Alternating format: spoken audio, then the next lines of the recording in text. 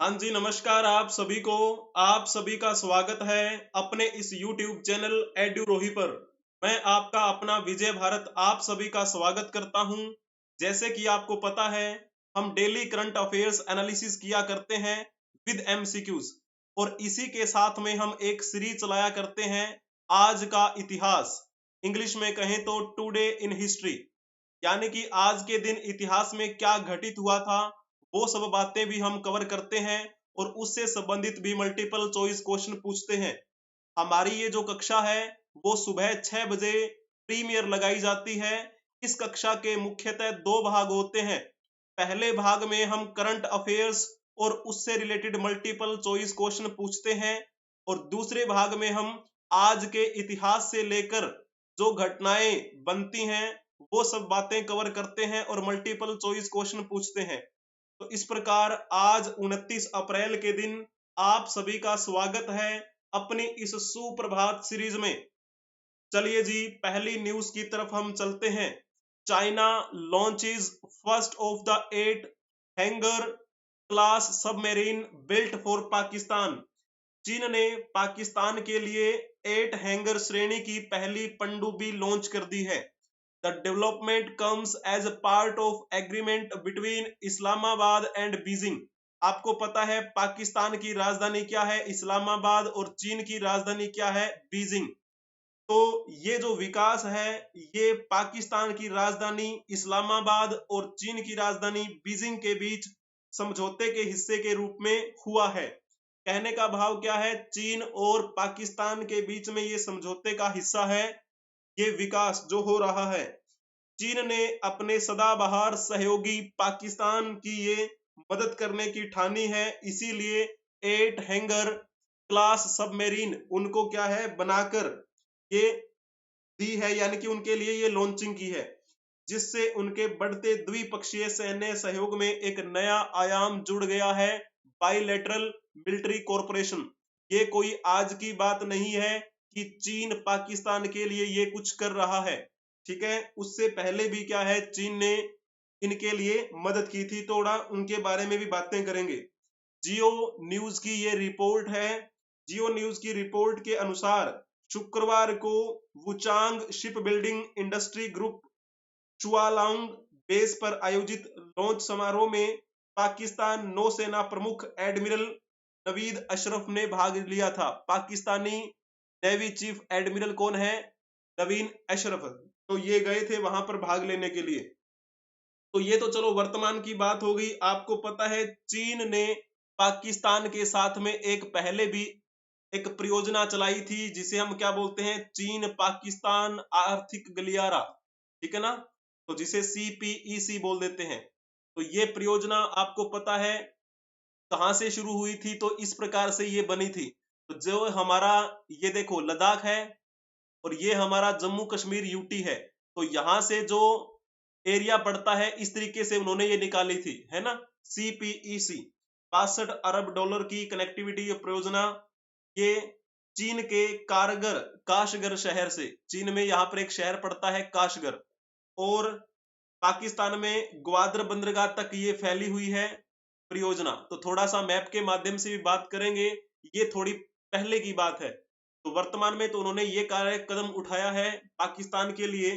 तो एक कदम पहले भी उठाया था इन्होंने आपसी सहयोग से, जिसे हम CPEC बोल देते हैं, चाइना पाकिस्तान इकोनॉमिक कॉरिडोर बोल देते हैं। तो इस आर्थिक गलियारे की परियोजना कब शुरू की गई थी आपको ये बताना है। तो जिन्होंने इसमें लिखा होगा ना 2015, उनका बिल्कुल ठीक रहेगा। CPEC परियोजना चीन और पाकिस्तान के बीच में एक समझौता हुआ और उस समय ये चलाई गई थी। तो जब हम बात करते हैं ये कितनी लंबी परियोजना है, यानी कि इसकी लेंथ कितनी है, तो 2442 किलोमीटर लंबा ये कॉरिडोर बनाया गया। और जैसे हम बात करते हैं, यहाँ पर आप देख पा रहे होंगे, पहले उसी मैप को देखने का प्रयास करें ताकि आपको समझ में आएगा। ये हमारा प्यारा भारत है, यहाँ पर आप देख लीजिए, ये बाउंड्री है हमारे भारत की। आपको पता है पाकिस्तान ने हमारे जो इस लद्दाख के एरिया को अपने कब्जे में किया हुआ है, जिसे हम POK नाम दे देते हैं। तो उसी POK से ये निकाली थी 2015 में। और आपको पता है भारत सरकार कुछ भी नहीं कर पाई इसको लेकर।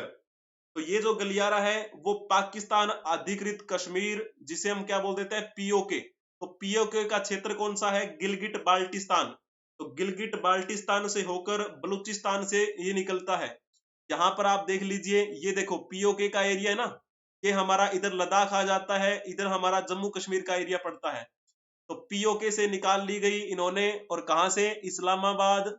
और यहाँ पर आप देख पा रहे होंगे करते करते ये ग्वाडर बंदरगाह तक इन्होंने ये रास्ता निकाल लिया था।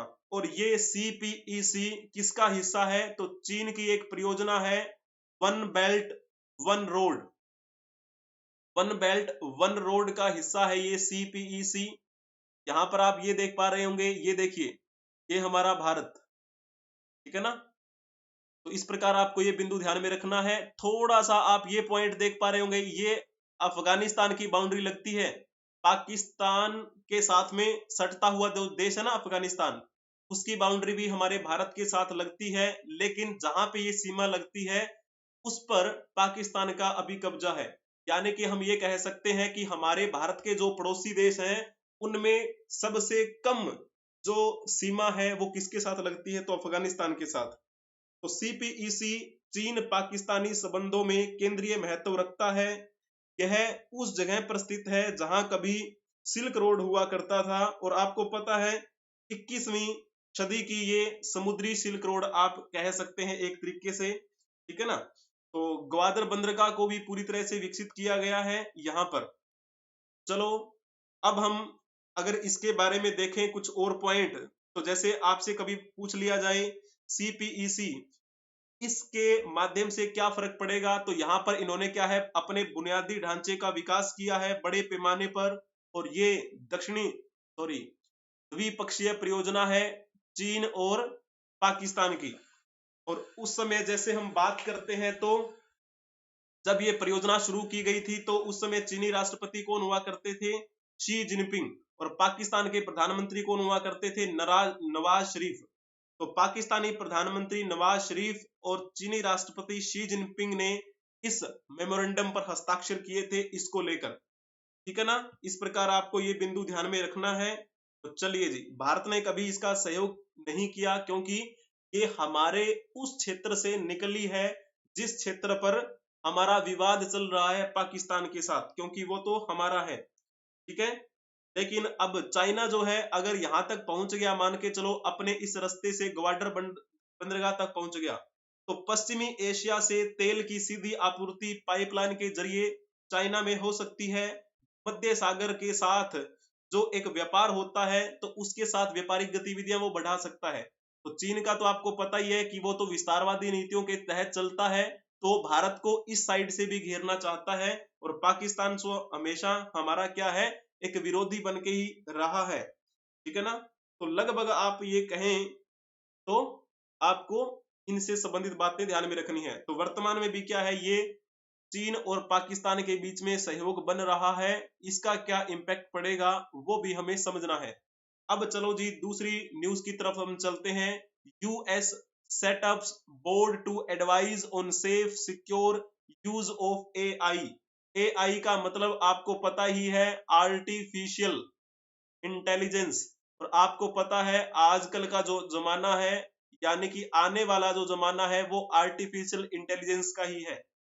इस आर्टिफिशियल इंटेलिजेंस का सुरक्षित प्रयोग होना चाहिए, ठीक है। इसी बात को लेकर अमेरिका ने एक सलाह के लिए बोर्ड का गठन किया है।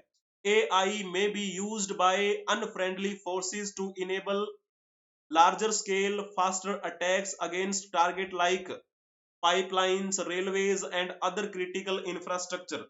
AI का प्रयोग शत्रुतापूर्ण ताकतों द्वारा पाइपलाइनों, रेलवे तथा अन्य बुनियादी ढांचे जैसे लक्ष्यों के खिलाफ बड़े पैमाने पर तेज हमलों को सक्षम करने के लिए किया जा सकता है। इसीलिए अमेरिका ने एक बोर्ड का गठन किया है ताकि एक सलाह दी जा सके कि किस प्रकार से हम AI का सुरक्षित उपयोग कर सकते हैं। और जैसे बात करते हैं the chief executive of open AI, open AI के चीफ एग्जीक्यूटिव, माइक्रोसॉफ्ट और गूगल के मुख्य कार्यकारी अधिकारी अमेरिकी सरकार को कृत्रिम बुद्धिमत्ता के सुरक्षित और संरक्षित विकास पर सलाह देने के लिए जो ये गठन किया गया है बोर्ड का, उनमें से ये सदस्य हैं, है ना। माइक्रोसॉफ्ट के मुख्य कार्यकारी अधिकारी, ओपन एआई के मुख्य कार्यकारी अधिकारी और गूगल के मुख्य कार्यकारी अधिकारी। तो इस नए संघीय बोर्ड के हाई प्रोफाइल सदस्यों में से है ये। The new advisory board will help authority combat AI related disruptions that may impact national और इकोनॉमिक सिक्योरिटी, पब्लिक हेल्थ और सेफ्टी।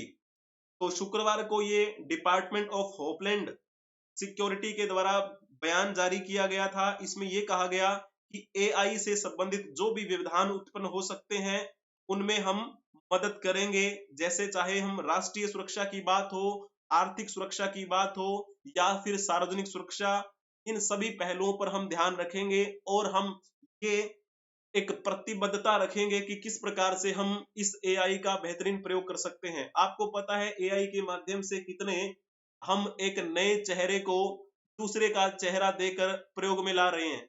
आपको बहुत सी न्यूज मिलती होंगी किसी एक्टर का, किसी एक्ट्रेस का चेहरा लाकर किसी पार्टी विशेष के लिए उसका प्रयोग किया जा रहा है, ठीक है ना। तो ऐसे ये तो छोटी छोटी बातें हैं, लेकिन बड़े स्तर पर भी इसका दुरुपयोग हो सकता है। अब आपको ये बताना है कि निम्नलिखित में से कौन सा एल्गोरिदम आर्टिफिशियल इंटेलिजेंस से संबंधित है। आपके सामने 4 पॉइंट दिए गए हैं।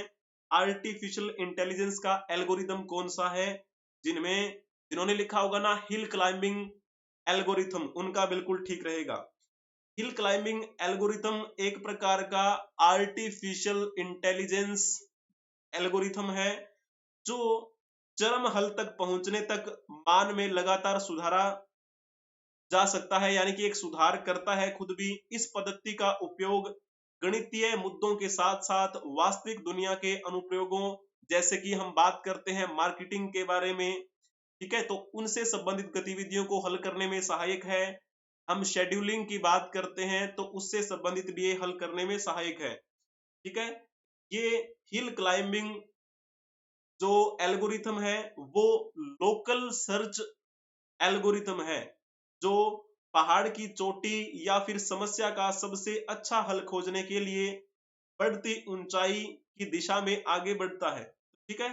इस प्रकार हमें कुछ बातें जो है वो ध्यान में रखनी है, ज्यादा आपको रटने की आवश्यकता नहीं है। सिंपल याद रखो, हिल क्लाइंबिंग एल्गोरिथम एक लोकल सर्च एल्गोरिथम है जो कि आर्टिफिशियल इंटेलिजेंस से संबंधित है, बस। अब हम चलते हैं नेक्स्ट न्यूज की तरफ। A strong magnitude 6.1 earthquake strikes Indonesia's Java island। तो इंडोनेशिया के जावा द्वीप पर 6.1 तीव्रता का जोरदार भूकंप आया है।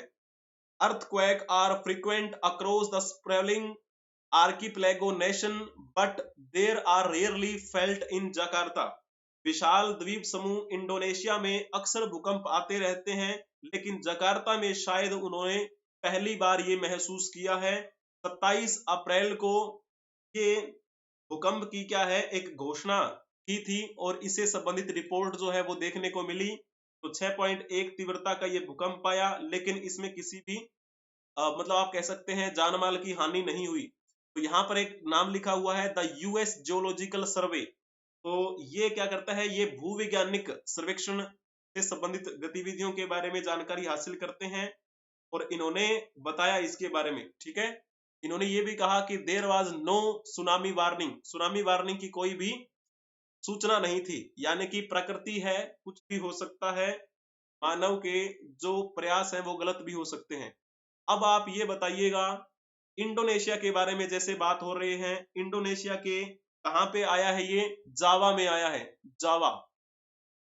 जावा द्वीप में ये 6.1 का अर्थक्वेक देखने को मिला। तो ये कुछ द्वीप समूह जो हैं उनको आप पश्चिम से पूर्व की दिशा में सही क्रम में व्यवस्थित करने का प्रयास करेंगे। तो बताइएगा इसमें से कौन सा ठीक रहेगा, जल्दी से बताएंगे कौन सा इसमें पॉइंट ठीक रहने वाला है, जल्दी जल्दी बताएंगे। ये क्वेश्चन वैसे पूछा गया था, तो जिन्होंने इसमें लिखा होगा ना सुमात्रा, जावा,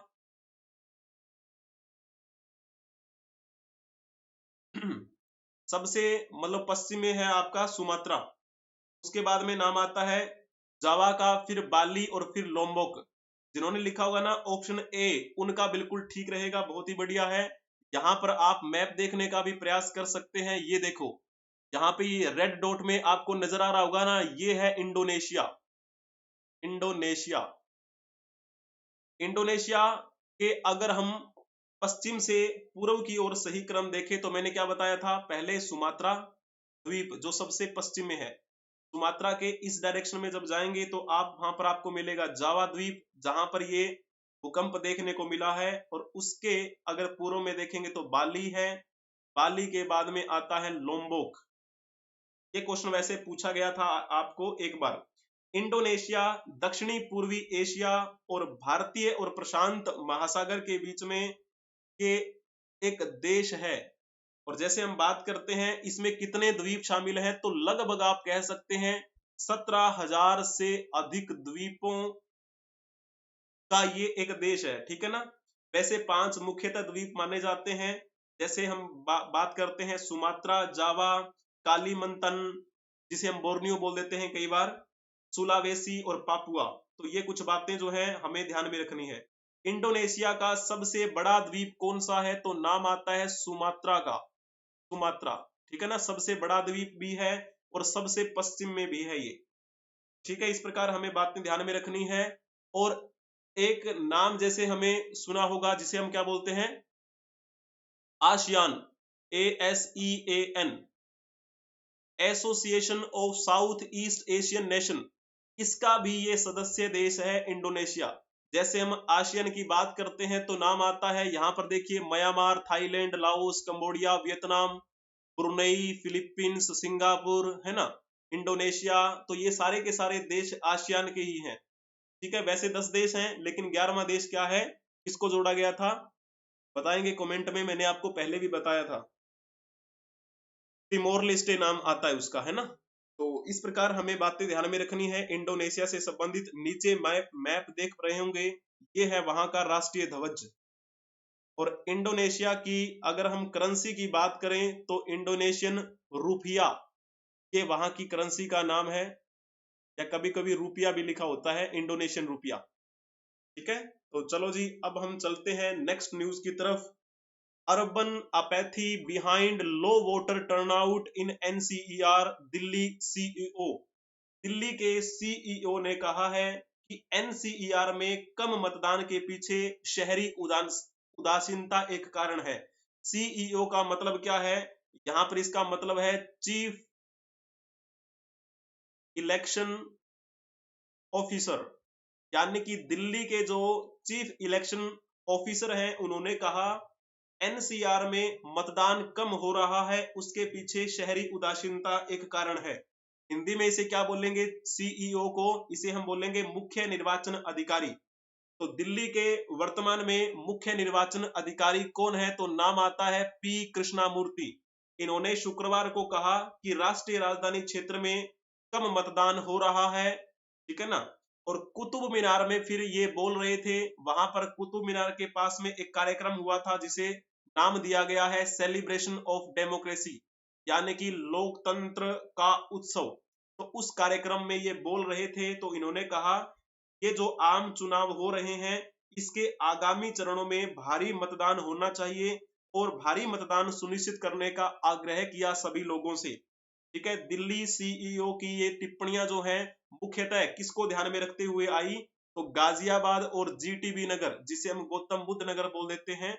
तो वहां पर क्या है, लोकसभा क्षेत्रों में जो मतदान डाले गए हैं वो बहुत कम है 2019 की तुलना में। इसीलिए क्या है, ये एक गुहार लगाई गई है दिल्ली CEO के द्वारा कि अगले जो चुनाव, यानी कि अगले चरण के जो चुनाव होने वाले हैं, उसमें आपको बखूबी पार्टिसिपेट करना है। यहाँ पर आप देख लीजिए, ये है कुतुब मीनार, कुतुब मीनार। तो बात कहाँ चल रही है, बात चल रही है इलेक्शन को लेकर। एक क्वेश्चन मैं आपको इलेक्शन से संबंधित पूछूंगा, दूसरा क्वेश्चन इस कुतुब मीनार के इतिहास से पूछूंगा।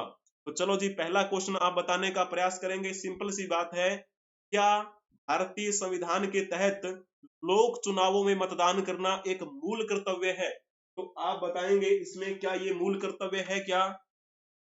आप कहेंगे जी नहीं, भारतीय संविधान के अनुसार लोक चुनावों में मतदान करना मूल कर्तव्य नहीं है। वैसे हम बात करते हैं, ये जो मूल कर्तव्य है ये हमारे कौन से भाग में है, तो ये भाग 4.1 में पढ़ते हैं, भाग 4A, ठीक है ना।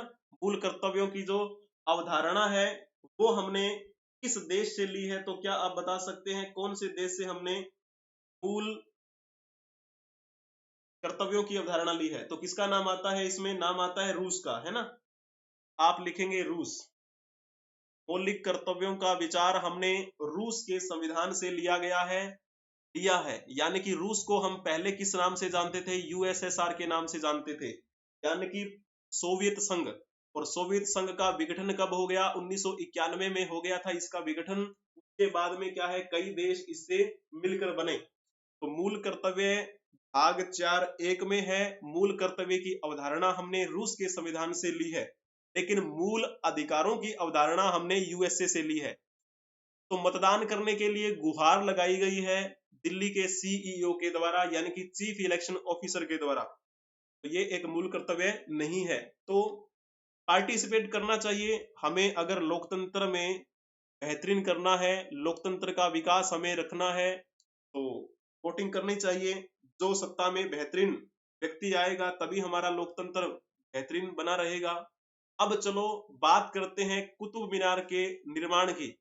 जैसे मैंने अभी आपको फोटो दिखाई है ना, जहां इसी के पास में ये आयोजन किया गया था। इस कुतुब मीनार के निर्माण में योगदान किसने नहीं दिया था? आपके सामने 4 ऑप्शन दिए गए हैं, तो बताएंगे किसने योगदान नहीं दिया था। जिन्होंने लिखा होगा ना ऑप्शन सी, उनका बिल्कुल ठीक रहेगा। ग्यासुद्दीन तुगलक जो है वो तुगलक वंश के संस्थापक थे। तुगलक वंश के संस्थापक ग्यासुद्दीन तुगलक ने कुतुब मीनार के निर्माण में योगदान नहीं दिया किसी प्रकार का, ठीक है। और ये कब से कब तक गद्दी पर रहा? तो आप कहेंगे 1320 से लेकर 1325 तक गद्दी पर रहा था तुगलक वंश का संस्थापक। और इसका वैसे नाम क्या था? इसका नाम था गाजी तुगलक। इसको उपाधि दी गई थी किसकी?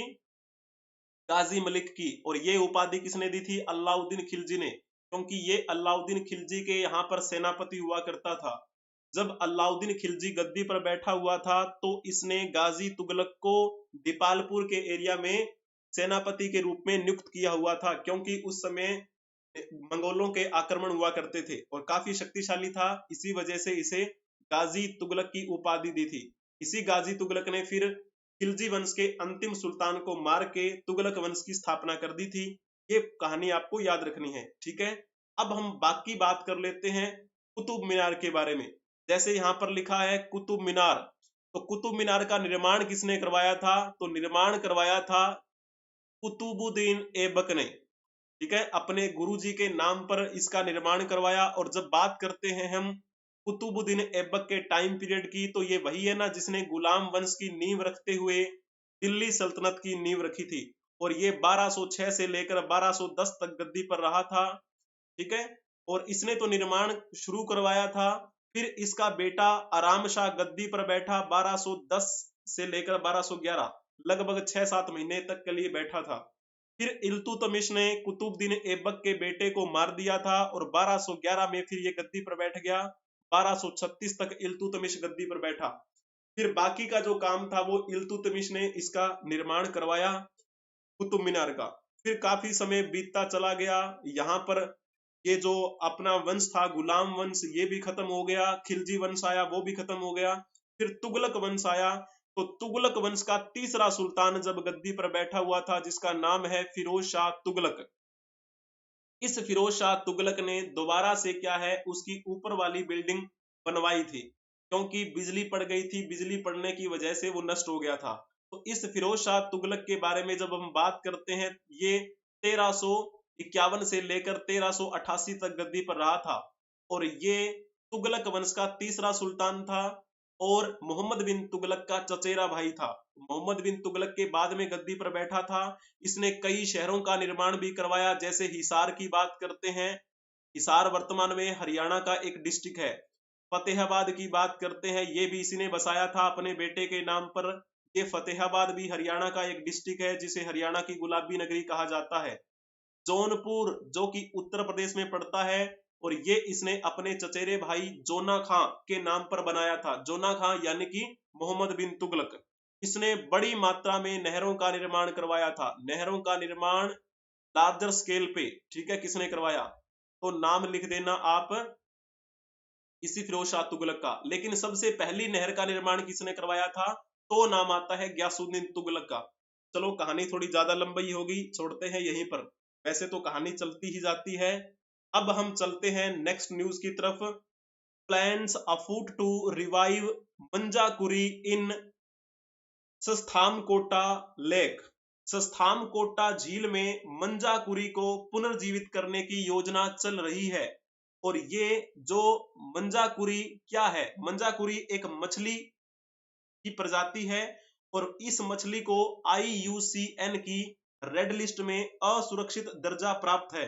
तो पिछले महीने रामसर साइट पर इस मछली को पाला गया था ताकि इसे सुरक्षित किया जा सके, और मछुआरों ने तब से इसकी लगातार उपस्थिति की सूचना भी दी है कि हाँ ये अभी है और हम इसके लिए बेहतरीन प्रयास कर रहे हैं। कोल्लम जिला पंचायत ने स्वदेशी प्रजातियों के संरक्षण के लिए इस झील के पास एक हैचरी भी शुरू करने की योजना बनाई है। तो जैसे हम बात करते हैं, इसका वैसे नाम क्या है? मंजाकुरी, और इसे क्या बोला जाता है? होराबैग्रस ब्राचिसोमा।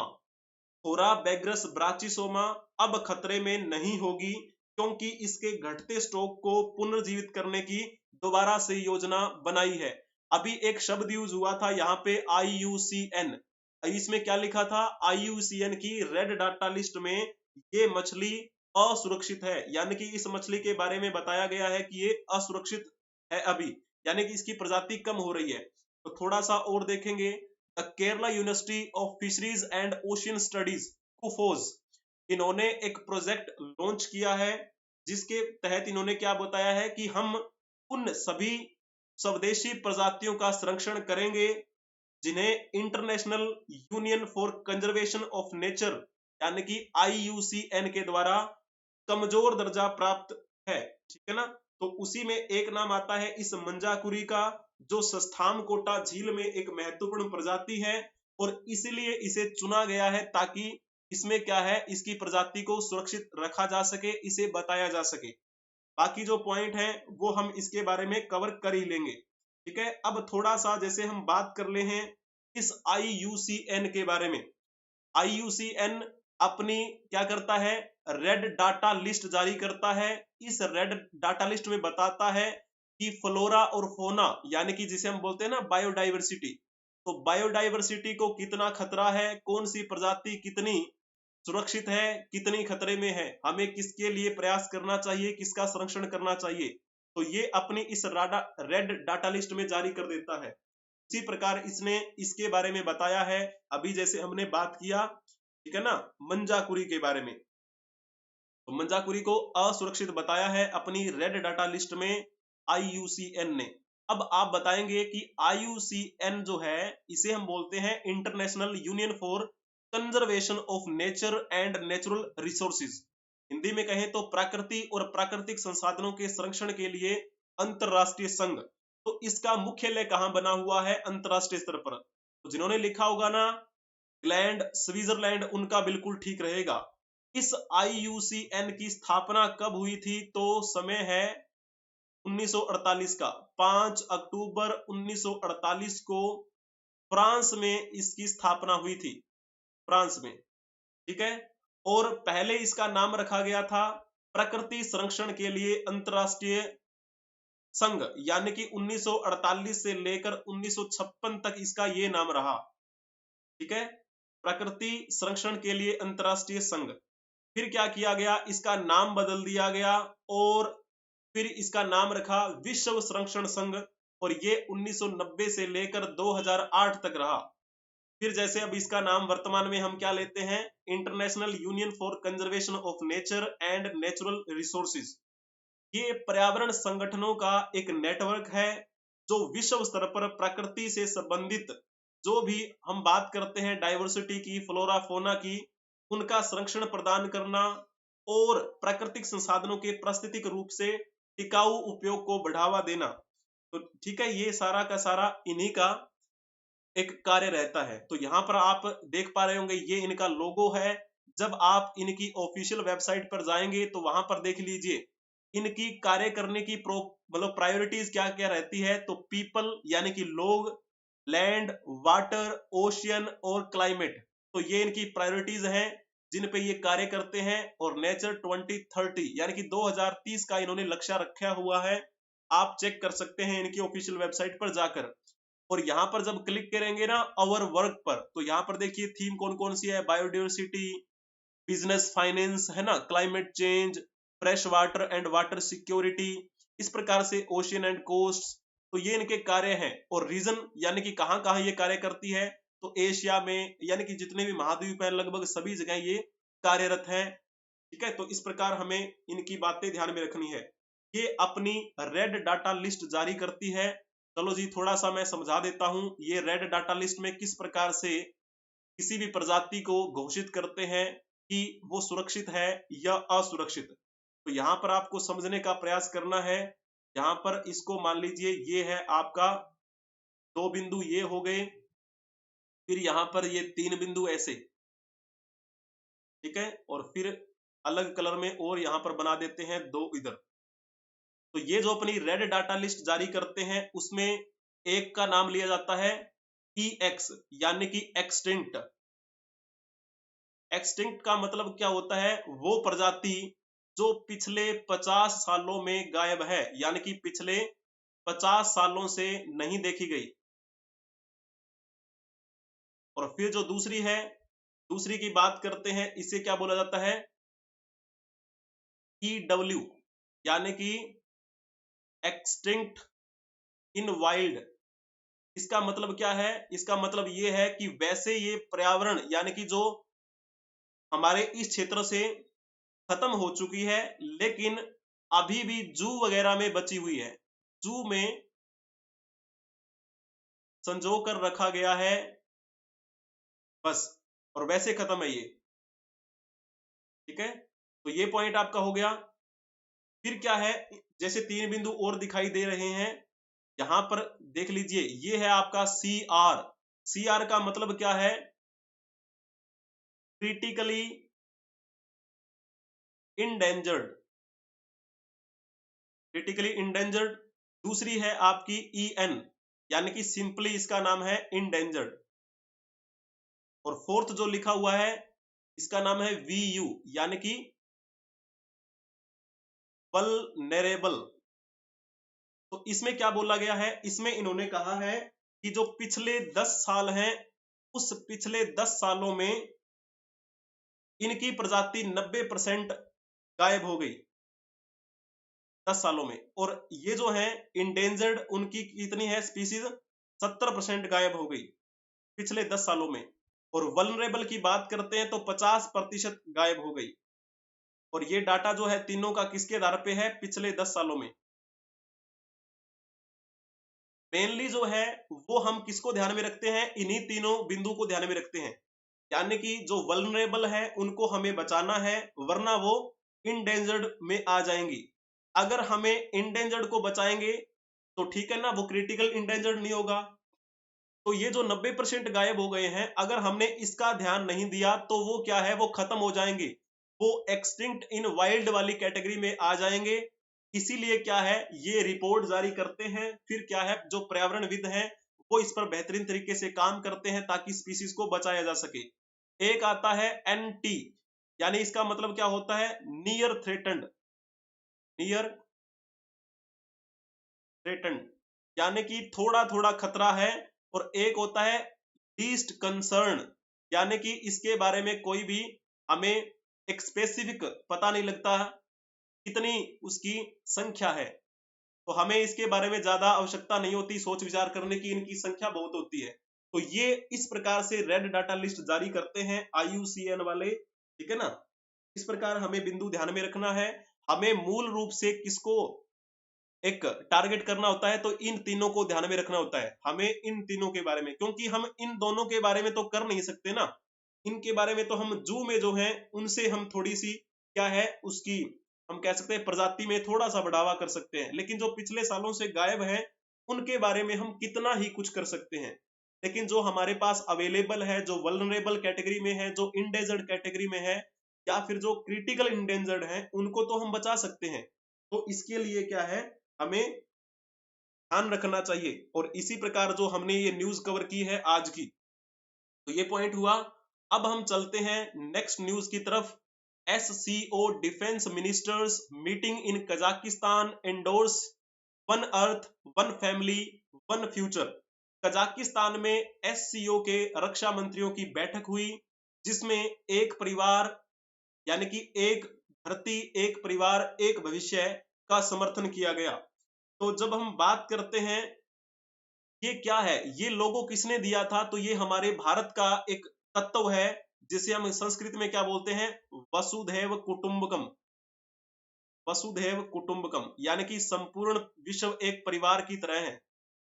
तुम कम, संपूर्ण विश्व एक परिवार।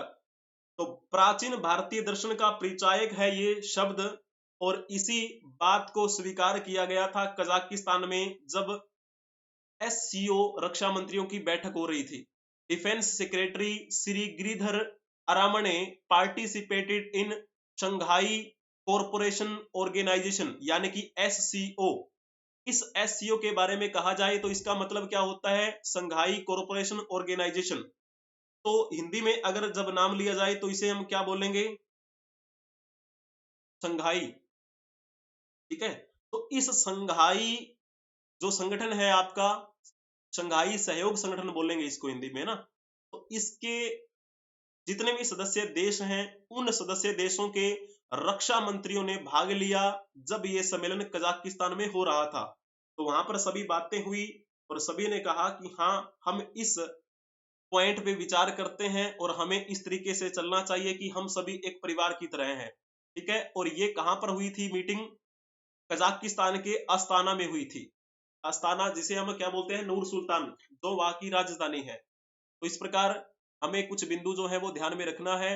One earth one family one future, इसको ध्यान में रखते हुए इन्होंने कहा कि हम एकजुट होकर एक संयुक्त क्या है विकास करेंगे, डेवलपिंग द आइडियाज। ठीक है, चलो जी, तो ये हमारा भारत का क्या है, एक कह सकते हैं कि भारतीय, प्राचीन भारतीय दर्शन का एक परिचायक है ये।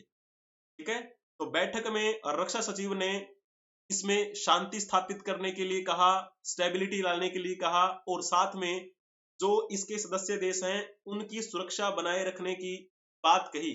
और उन्होंने कहा कि हम भारतीय प्रतिबद्ध हैं कि हम शांति स्थापित करेंगे, स्थिरता रखेंगे और सुरक्षा बनाए रखेंगे। और साथ ही साथ उन्होंने कहा कि जो इस SCO के सदस्य देश हैं उनका विकास कैसे हो, इस बात को भी ध्यान में रखा जाए। और साथ में टेररिज्म जो है उसके प्रति जीरो टॉलरेंस रहेगी, यानी कि हम हमेशा आतंकवाद को लेकर जीरो टॉलरेंस की जो एक प्रणाली है उसे लेकर चलते हैं। इसमें भी क्या है, आतंकवाद के प्रति जीरो टॉलरेंस दृष्टिकोण को अपनाने की बात कही गई। और जो हमारे रक्षा सचिव हैं श्री गिरिधर अरमणे, उन्होंने कहा कि संयुक्त राष्ट्र में अंतरराष्ट्रीय आतंकवाद पर व्यापक सम्मेलन के भारत के लंबे समय से चले आ रहे प्रस्ताव का उल्लेख भी किया था उन्होंने। ठीक है, तो उन्होंने हिंद प्रशांत के लिए भारत द्वारा प्रस्तावित क्षेत्र में सभी के लिए सुरक्षा और विकास की अवधारणा पर भी प्रकाश डाला। ठीक है, जिसे नाम दिया गया है सागर। तो ये पॉइंट आपका क्लियर हो गया। चलो जी, अब थोड़ा सा यहाँ पर फोटो भी देख लीजिए। ये है हमारे रक्षा सचिव, यहाँ पर हमारा ये भारतीय ध्वज आपको दिखाई दे रहा होगा, और बाकी भी क्या है, यहाँ पर हमारे सेना के अधिकारी बैठे हुए हैं। और ये देख लीजिए उस SCO के रक्षा मंत्री जो हैं, यानी कि कहें तो संघाई सहयोग संगठन है, तो उस देश यानी कि जो भी सदस्य देश हैं उनके रक्षा मंत्री यहाँ पर आपको दिखाई दे रहे होंगे। ऊपर यहाँ पर मैप दिखाई दे रहा होगा, राष्ट्रीय ध्वज दिखाई दे रहा होगा, और सबसे पहले हमारा भारत का ध्वज आपको दिखाई दे रहा है। बाकी आप देख लीजिए ये पाकिस्तान का रहा, और बाकी भी अन्य देश हैं, जैसे आप चेक कर सकते हैं। अब हम बात कर रहे थे कि ये जो सम्मेलन हुआ कहाँ पे हुआ, कजाकिस्तान में हुआ। इसी कजाकिस्तान के संदर्भ में निम्नलिखित कथनों पर विचार कीजिए और बताएं इनमें से कौन सा कथन सत्य नहीं है। जो कथन सत्य नहीं है वो आपको बताना है। जल्दी से आप बताने का प्रयास करेंगे। पहला पॉइंट पढ़ के देखिए। कजाकिस्तान की सीमाएं उत्तर में रूस, दक्षिण पश्चिम में कैस्पियन सागर के साथ लगती है। आप कहेंगे जी हाँ, पहला पॉइंट तो ठीक लिखा हुआ है। यहाँ पर आप देख लीजिए, ये जो रेड डॉटेड लाइंस जो है ना, ये कजाकिस्तान की बाउंड्रीज हैं। ये रहा कजाकिस्तान। कजाकिस्तान को अगर आप इस तरीके से देखेंगे तो ये कौन कौन सी डायरेक्शन बनती है? ये पूर्व हो गया आपका, और ये आपका पश्चिम, ये आपका उत्तर, और ये आपका दक्षिण। यानी कि कजाकिस्तान के दक्षिण पश्चिम में कौन सा है आपका? तो यहाँ पे लिखा हुआ है, क्या लिखा है? दक्षिण पश्चिम में कैस्पियन सागर है। तो ये देखिए कैस्पियन सागर रहा, ये दिख रहा है ना आपको ब्लू कलर में, कैस्पियन सागर। ये पॉइंट ठीक है। जब आप इसके उत्तर में जाएंगे तो ये देखो रशिया है। तो रूस से ही तो अलग हुआ था ये 1951 में। तो पहला पॉइंट आपका क्लियर हो गया, पहला पॉइंट तो ठीक है। अब दूसरा पॉइंट देख लीजिए। क्षेत्रफल के आधार पे कजाकिस्तान विश्व का 9वां सबसे बड़ा देश है। तो आप कहेंगे जी हाँ, ये बात तो बिल्कुल ठीक लिखी हुई है, ये भी ठीक है।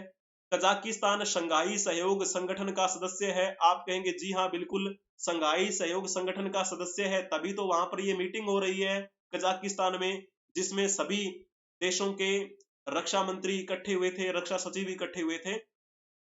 तो तीनों पॉइंट ठीक है। फोर्थ पॉइंट बच गया है। फिर इसका मतलब क्या है? फोर्थ पॉइंट ठीक नहीं है। आप कहेंगे जी हाँ, क्योंकि कजाकिस्तान की राजधानी बिश्केक नहीं है, ठीक है ना। तो कजाकिस्तान की राजधानी वैसे क्या है? तो जिसे हम क्या बोलते हैं? अस्ताना। अस्ताना, अस्ताना में ही तो ये क्या हुआ था? कार्यक्रम हुआ था। और वैसे इसे क्या बोला जाता था? नूर सुल्तान कहा जाता था। नूर सुल्तान के नाम से भी इसे जाना जाता है। बिश्केक जो लिखा हुआ है, ये बिश्केक कहाँ की राजधानी है? बिश्केक राजधानी है आपकी किर्गिस्तान की। किर्गिस्तान की राजधानी है बिश्केक। हो गया क्लियर? आप कहेंगे जी हाँ, हो गया। तो चलो जी, यहाँ पर ये पॉइंट आपका कवर हुआ। और जैसे कि आपको पता है, जब भी आपकी कोई क्लास होती है उसकी पीडीएफ आपको टेलीग्राम चैनल पे प्रोवाइड करवा दी जाती है। इसी के साथ एक मल्टीपल चॉइस क्वेश्चन भी आपको दिया जाता है, ठीक है। तो आप इस पीडीएफ से इसको देख सकते हैं। इसी के साथ आपको एक सूचना भी देनी है कि जब आप अपने इस वाईटी चैनल पे जाएंगे तो वहां पर कम्युनिटी नाम से एक ऑप्शन होगा। तो जब आप कम्युनिटी बटन पे क्लिक करेंगे तो वहां पर आपको मल्टीपल चॉइस क्वेश्चन मिलेंगे, और साथ में क्या है, एक्सप्लेनेशन बहुत ही अच्छी मिलेगी, आपको अच्छा लगेगा। एक बार आप पार्टिसिपेट करके देखिए वहां पर, ठीक है ना। इस प्रकार हमें इन संबंधों के बारे में बातें जाननी थी। तो चलो जी, अब हम चलते हैं हमारे इस वीडियो के दूसरे पार्ट में, जिसे हम क्या बोलते हैं? आज का इतिहास।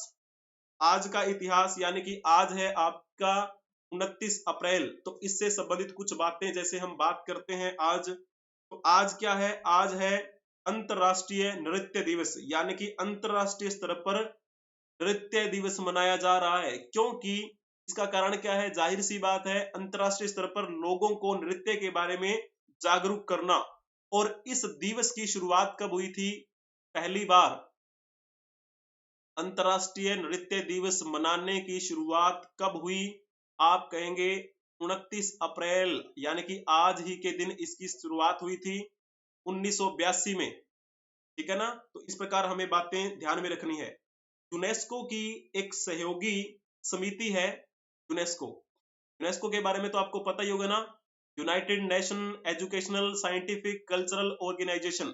हिंदी में कहें तो संयुक्त राष्ट्र शैक्षिक, वैज्ञानिक और सांस्कृतिक संगठन। तो इसकी एक समिति है जिसे हम क्या बोल देते हैं? अंतरराष्ट्रीय रंगमंच संस्था, ठीक है, वैसे बोल देते हैं अंतरराष्ट्रीय नाच समिति। अंतरराष्ट्रीय नाच समिति। तो इस अंतरराष्ट्रीय नाच समिति ने ये निर्णय लिया था कि वो 29 अप्रैल को नृत्य दिवस के रूप में स्थापित करेंगे, क्योंकि इस दिन एक बेहतरीन रिफॉर्मर हुए थे, महान रिफॉर्मर, जिनका नाम था जीन जॉर्ज नावेरे।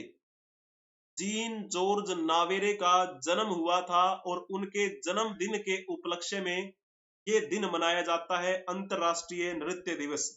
और पूरे विश्व में मनाने का उद्देश्य यही है, सभी जन साधारण के बीच में नृत्य की महत्ता का अलख जगाना, नृत्य से सबको रूबरू करवाना, विश्व स्तर पर लोगों को नृत्य के प्रति आकर्षित करना। ठीक है ना, तो ये इसका मुख्य उद्देश्य है।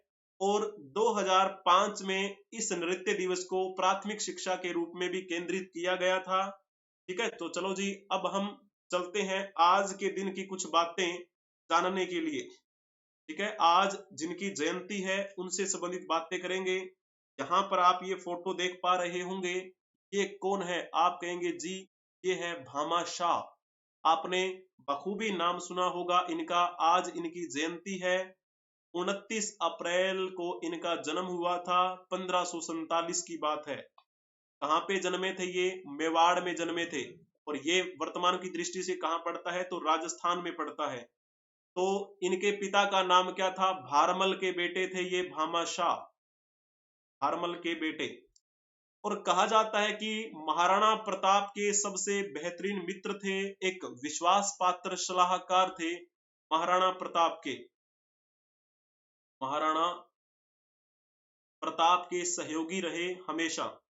भामा शाह के पास में बहुतायत मात्रा में धन था और वो जितनी भी धन संपत्ति थी उन्होंने मेवाड़ के उद्धार के लिए महाराणा प्रताप को सौंप दिया था। उन्होंने कहा कि आप रक्षा कीजिए, धन की कोई बात नहीं, धन हम दे देते हैं। तो भामा शाह जो हैं वो इसीलिए बड़े प्रसिद्ध रहे। और इनके बारे में कई बार कहा जाता है कि भामा जुग जुग सिमरसी, आज कर्यो उपकार, प्रथा पूजा पीथला, पुयो प्रताप इकचार। यानी कि जब इन्होंने महाराणा प्रताप को सारी की सारी धन संपत्ति दे दी थी, तो भामा शाह की इस देशभक्ति, यानी कि आप कह सकते हैं अपनी मातृभूमि के प्रति प्यार और ईमानदारी देखकर महाराणा प्रताप का जो मन था वो द्रवित हो उठा। उन्होंने कहा था इनको गले लगाते हुए ये बातें, यानी कि भामा जुग जुग सिमरसी। इसका मतलब क्या है? भामा, हे भामा शाह, आपको ये जुग लंबे समय तक याद रखेगा, यानी कि युगों युगों तक आपके इस उपकार को ध्यान में रखा जाएगा।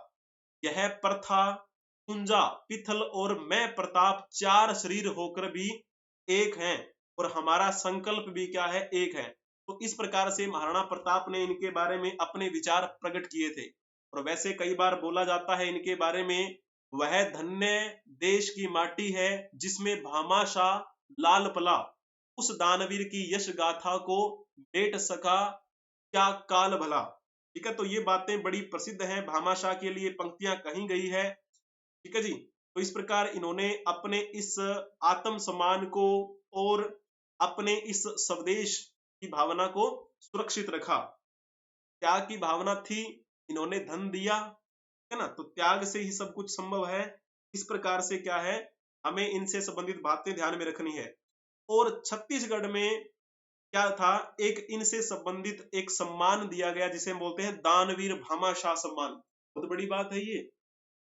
अब थोड़ा सा जैसे हम बात कर रहे थे हल्दी घाटी युद्ध के बारे में बता देंगे आप, क्योंकि महाराणा प्रताप ने अपने जीवन का सबसे बड़ा जो युद्ध लड़ा था वो ये युद्ध लड़ा। ठीक है, हल्दी घाटी का युद्ध। तो उससे संबंधित आपको बताना है कि ये किस वर्ष लड़ा गया था, जल्दी से बताएंगे। जिन्होंने इसमें लिखा होगा ना 18 जून 1576, उनका बिल्कुल ठीक रहेगा, बहुत ही बढ़िया। और किसके बीच में लड़ा गया था ये? महाराणा प्रताप वर्सेस अकबर।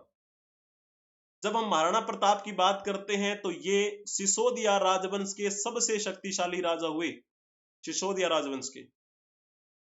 यही वो सिसोदिया राजवंश है जिसने कभी भी अकबर की सत्ता को स्वीकार नहीं किया। और ये अकबर जो था वो बाबर का पोता था और 1556 में पानीपत की दूसरी लड़ाई के साथ गद्दी पर बैठा था और लगभग 1605 तक गद्दी पर रहा। इस अकबर ने बहुत से राज्यों को जीता, लेकिन सिसोदिया राजवंश ने कभी भी इसकी अधीनता को स्वीकार नहीं किया था। तो जैसे हम बात करते हैं महाराणा प्रताप ने इस हल्दी घाटी का युद्ध लड़ा, तो जैसे कहा जाता है कि इसमें निर्णय नहीं हुआ था कि इसमें कौन जीता, लेकिन 1576 से लेकर 1590 तक बाद में भी क्या है, इस युद्ध के बाद वो छापा मार युद्ध करते रहे, कई बार प्रगट युद्ध करते हुए विजय की ओर बढ़ते रहे वो हमेशा। ठीक है, महाराणा प्रताप। तो बाकी जो पॉइंट है उनके बारे में अगर बात की जाए तो जैसे बात करते हैं 21 अप्रैल 1526 की, ये कौन सा युद्ध था, तो ये पानीपत की पहली लड़ाई थी। पानीपत की पहली लड़ाई किस किस के बीच में हुई, तो नाम आता है दिल्ली सल्तनत के अंतिम वंश लोधी वंश के अंतिम सुल्तान इब्राहिम लोधी का। इब्राहिम लोधी वर्सेस बाबर के बीच में ये लड़ाई हुई थी। बाबर ने इब्राहिम लोधी को मार दिया था और यहाँ पर मुगल साम्राज्य की नींव रख दी थी। बाबर ने पानीपत की पहली लड़ाई में तोपों का इस्तेमाल किया, बारूद का इस्तेमाल किया। ठीक है, बाबर के मुख्य तोपची थे अली और मुस्तफा। फिर जब हम बात करते हैं इस सेकंड पॉइंट के बारे में, 5 नवंबर 1556, तो ये वो दिन था जब पानीपत की दूसरी लड़ाई शुरू हुई थी। और पानीपत की दूसरी लड़ाई किस किस के बीच में लड़ी गई थी, तो आपको पता है, हेमू, जिन्हें हम हेमचंद्र विक्रमादित्य बोल देते हैं, और वर्सेस अकबर। अकबर की तरफ से नेतृत्व किसके हाथों में था, बैरम खां के हाथों में था, क्योंकि अकबर खुद तो बहुत छोटा ही था इस समय। तो बैरम खां के नेतृत्व में अकबर जीत गया था। फिर जब तीसरी लड़ाई की बात करते हैं जो 14 जनवरी 1761 में हुई थी, तो ये पानीपत की तीसरी लड़ाई हुई। पानीपत की तीसरी लड़ाई तो इस किसके बीच में हुई थी, अहमद शाह अब्दाली और मराठाओं के बीच में। इसमें मराठाओं की हार हो गई थी। ठीक है, और पानीपत की जो ये 3 लड़ाइयां हुई, ये पानीपत जगह कहां पे पड़ती है, तो आप कहेंगे वर्तमान में ये हरियाणा का एक जिला है। हरियाणा का जिला, जिसे क्या बोला जाता है, बुनकरों का शहर बोला जाता है पानीपत को। ठीक है ना, इस प्रकार हमें बातें ध्यान में रखनी है। तो चलो जी, अब हम चलते हैं यहाँ पर नेक्स्ट। ये फोटो आप देख पा रहे होंगे, ये है राजा रवि वर्मा। राजा रवि वर्मा के बारे में तो आप जानते हैं, एक महान चित्रकार थे ये। और इनका जन्म आज ही के दिन हुआ था, 29 अप्रैल 1848 को इनका जन्म हुआ। तिरुवनंतपुरम, केरल में इनका जन्म हुआ था। और इनकी मृत्यु कब हुई थी, 2 अक्टूबर को इनकी मृत्यु हुई, 1906 में तिरुवनंतपुरम में ही हुई थी। ठीक है, प्रसिद्धि किस महीने में इनको हासिल हुई, ये एक बेहतरीन चित्रकार थे। उनके द्वारा बनाई गई ऐतिहासिक कलाकृति जो भारत में ब्रिटिश राज के दौरान ब्रितानी राज के एक उच्च अधिकारी और महाराजा की मुलाकात को चित्रित करती है, वो जो थी ना, वो इनकी 101.24 मिलियन डॉलर में बिकी थी। बहुत बड़ी बात है ये। और जैसे हम बात करते हैं ना कि विश्व की सबसे महंगी जो पोशाक है, वो जो डिजाइन बनाया गया, उस डिजाइन का मतलब उस पोशाक का जो डिजाइन था ना, वो इन्हीं की चित्रकारी को देखकर बनाया गया था। तो ये बहुत बड़ी बात है ना। तो जैसे यहाँ पर आप देख पा रहे होंगे, ये कुछ फोटोज हैं। ये देखिए, ये राजा रवि वर्मा के चित्र हैं। राजा रवि वर्मा के द्वारा बनाए गए चित्रों की फोटो है ये। ठीक है, ये देखिए, राजा हरिश्चंद्र अपनी जो पत्नी है और अपने बच्चे को बेच रहे हैं। और यहाँ पर देखिए राधा कृष्ण, और ये देखिए वासुदेव और उनकी पत्नी। जब कृष्ण जी का जन्म हुआ था तो द्वारपाल सो गए थे, तो वो वहां से निकलते समय उनकी भी चित्रकारी है इन्होंने की। यहाँ पर देखिए कृष्ण जी का जो रास है वो यहाँ पर दिखाया गया है। तो इस प्रकार राजा रवि वर्मा जो थे एक बेहतरीन चित्रकार थे। विश्व की सबसे महंगी साड़ी राजा रवि वर्मा के चित्रों की नकल से ही सुसज्जित है। अब आप इनमें से ये बताएंगे कि निम्नलिखित में से कौन सी पेंटिंग राजा रवि वर्मा द्वारा बनाई गई है, तो इसमें कौन सा ऑप्शन आपका ठीक रहेगा, जल्दी से आप बताएंगे। जिन्होंने लिखा होगा ना उपरोक्त सभी, उनका बिल्कुल ठीक रहेगा। मुलप्पू चूड़िया नायर स्त्री की पेंटिंग भी इन्होंने बनाई, द्रौपदी वस्त्र हरण की पेंटिंग बनाई, शकुंतला की पेंटिंग भी इन्होंने बनाई। और राजा रवि वर्मा को ध्यान में रखते हुए, यानी कि उनकी जीवनी पर एक मूवी बनी। और मूवी बनी तो उसके डायरेक्टर कौन है, यानी कि उसके डायरेक्टर नहीं, निर्माता की बात करेंगे हम। निर्माता तो मेकर जो है वो है केतन मेहता। केतन मेहता ने पैसा लगाया, निर्माण किया। और इसमें अभिनेता कौन थे, तो नाम आता है रणदीप हुड्डा। रणदीप हुड्डा के बारे में तो आप जानते ही होंगे, है ना। One of the versatile actor in Bollywood industry, ठीक है। और इसमें अभिनेत्री बनी थी नंदना सेन। तो इस प्रकार अंग्रेजी और हिंदी दोनों भाषाओं में ये मूवी जो है वो पब्लिश की गई थी। यहाँ पर आप ये फोटो देख लीजिए, ये कौन है? ये है अल्लाह रखा खां। अल्लाह रखा खां, आप फोटो में देख पा रहे होंगे तबला बजा रहे हैं। तो बहुत ही प्रसिद्ध ये तबला वादक हुए। इनका जन्म आज ही के दिन हुआ था, 29 अप्रैल 1919 को हुआ, और इनकी मृत्यु 3 फरवरी 2000 को हुई थी। खूब प्रसिद्ध तबला वादक, भारत के सर्वश्रेष्ठ एकल और संगीत वादकों में से ये एक रहे। इनका पूरा नाम क्या था? कुरैशी अल्लाह रखा खां। तो वैसे जब बात करते हैं ये किस घराने से थे, तो ये अपने आप को पंजाब घराने का मानते हैं, पंजाब घराना,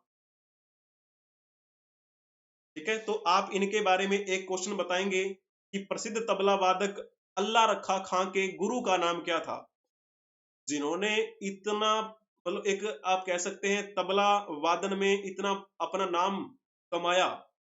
तो इन प्रसिद्ध तबला वादक के गुरु कौन रहे होंगे? तो किसका नाम आएगा? तो जिन्होंने लिखा होगा ना बी ऑप्शन, उनका बिल्कुल ठीक रहेगा। मियां कादिर बख्श इनके गुरुजी थे, और मियां कादिर बख्श के कहने से ही आशिक अली खान ने इनको क्या किया था, इनको और बातें जो है वो सिखाई। और जो आशिक अली खान थे वो पटियाला घराने के थे, पटियाला घराना। इन्होंने इनको आवाज लगाने के सुर सिखाए, पटियाला घराने के आशिक अली खान ने। और जैसे हम बात करते हैं अल्लाह रखा खां के बेटे का नाम क्या था? जाकिर हुसैन। तो बेटे के बारे में तो आपने नाम सुना होगा, प्रसिद्ध तबला वादक जाकिर हुसैन, ठीक है। चलो जी, अभी हम चलते हैं नेक्स्ट, यानी कि 29 अप्रैल के दिन जो जिनकी डेथ हुई थी, है ना, उनके बारे में। तो यहां पर आप देख लीजिए, इनका नाम क्या है? ये है चिंतामणि पाणिग्रही। चिंतामणि पाणिग्रही जो है वो आज ही के दिन इनकी क्या हुई थी? डेथ हुई थी। और बात है ये लगभग 2000 की, 29 अप्रैल 2000 को इनकी डेथ हो गई। इनका जन्म कब हुआ था? 22 मार्च 1922। मुख्य रूप से ये कहां से ताल्लुकात रखते थे? तो ये उड़ीसा में जन्मे और उड़ीसा में ही इनकी मृत्यु हुई। ये एक भारतीय स्वतंत्रता सेनानी थे, और ये एक राजनेता भी थे। जैसे हम बात करते हैं भारतीय कम्युनिस्ट पार्टी के बारे में, तो भारतीय कम्युनिस्ट पार्टी की ओडिशा में नींव किसने रखी थी? तो नाम आता है इन्हीं का, चिंतामणि पाणिग्रही का। ओडिशा में कम्युनिस्ट पार्टी की स्थापना किसने की? तो नाम इनका लिख देना। और कहा जाता है कि ये जो थे ना, ये पद्म भूषण से सम्मानित व्यक्ति कालिंदी चरण पाणिग्रही के चचेरे भाई थे, और जिन्हें हम बोलते हैं महान लौह महिला, ओडिशा की पूर्व मुख्यमंत्री जो रही थी नंदिनी सतपथी, वो इनकी भतीजी थी, यानी कि ये उनके अंकल लगा करते थे, ठीक है ना। 1989 से लेकर 1993 तक, 1989 से लेकर 1993 तक ये मणिपुर के राज्यपाल भी रहे। ये पॉइंट आपका कवर हो गया इनसे संबंधित। आप कहेंगे जी हाँ, बहुत बढ़िया। फिर हम चलते हैं नेक्स्ट। यहाँ पर ये फोटो देख पा रहे होंगे आप, ये कौन है? तो इनका नाम है गोप बंधु चौधरी। गोप बंधु चौधरी का निधन आज ही के दिन हुआ था। इनका जन्म 8 मई 1895 को हुआ, और इनकी मृत्यु आज के दिन यानी कि 29 अप्रैल 1958 को हुई। और इनका भी क्या है, तो जन्म क्षेत्र था वो उड़ीसा ही रहा, और ये भी एक बेहतरीन स्वतंत्रता सेनानी थे।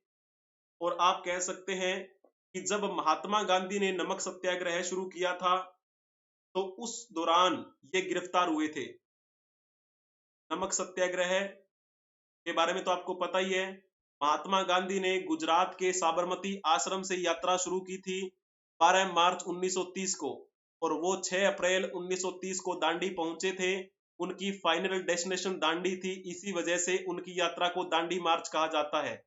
ठीक है, उस दांडी मार्च में ये सहयोगी रहे, और जब सहयोगी बने थे तो आपको पता है अंग्रेजों ने इसका विरोध करते हुए कई भारतीय क्रांतिकारियों को जेल में डाल दिया था। तो महात्मा गांधी को भी जेल में डाला गया था। महात्मा गांधी मई 1930 से लेकर पूरे 1930 में जेल में ही रहे थे। उनको अगले साल यानी कि जनवरी 1931 में छोड़ा गया था।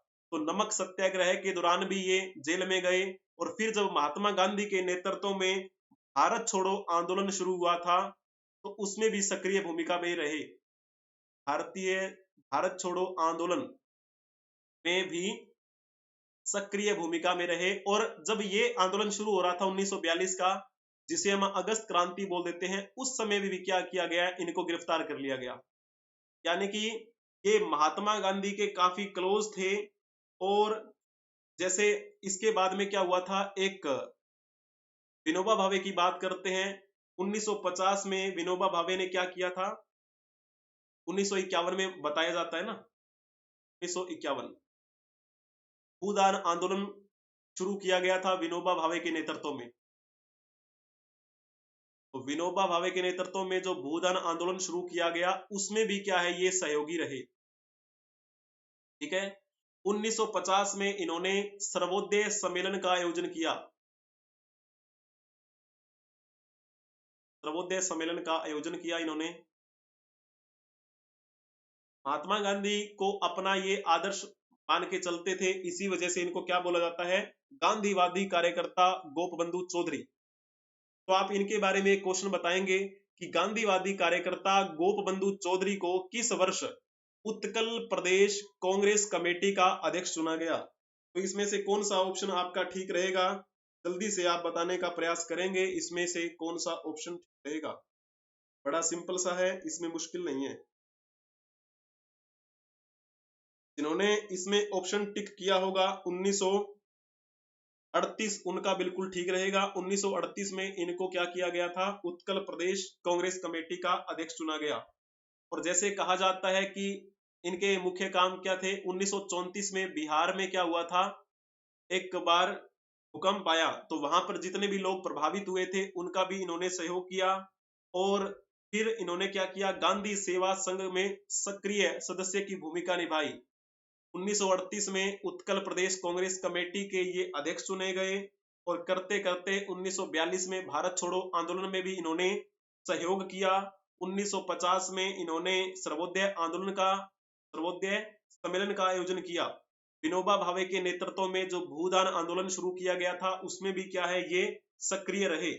करते करते फिर क्या है, इन्होंने अपना जीवन एक इसी क्रांतिकारी गतिविधियों को बरकरार रखते हुए चलाया। और बाद में कहा जाता है कि आज ही के दिन यानी कि 29 अप्रैल 1958 को इनका निधन हो गया था।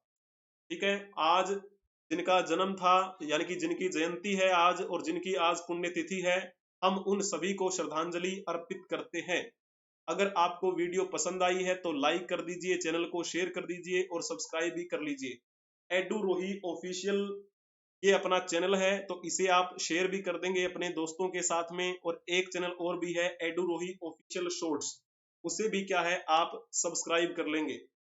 आप हमें फॉलो कर सकते हैं ट्विटर, एक्स पे, टेलीग्राम पे, इंस्टाग्राम पे, और एडू रोही 24 आपको टाइप करना है बस। किसी भी प्लेटफॉर्म पे आप सर्च करेंगे एडू रोही 24, अपनी प्रोफाइल वहां पर आपको दिखेगी। किसी भी परीक्षा की तैयारी से संबंधित जानकारी के लिए व्हाट्सएप पर संपर्क करें 8307730527। सभी कक्षाओं की पीडीएफ आपको मिल जाएगी, और आपको क्या करना है, सर्च करना है एडू रोही 24। इसी के साथ आपको एक मल्टीपल चॉइस क्वेश्चन भी दिया जाता है, उसको भी आप कवर करेंगे। यूट्यूब पे एक ऑप्शन होता है कम्युनिटी का, तो जब आप कम्युनिटी पे क्लिक करेंगे तो वहां पर आपको ढेरों सारे मल्टीपल चॉइस क्वेश्चन मिलेंगे, और जब आप उसका रिप्लाई करेंगे तो आपको एक्सप्लेनेशन भी बहुत बेहतरीन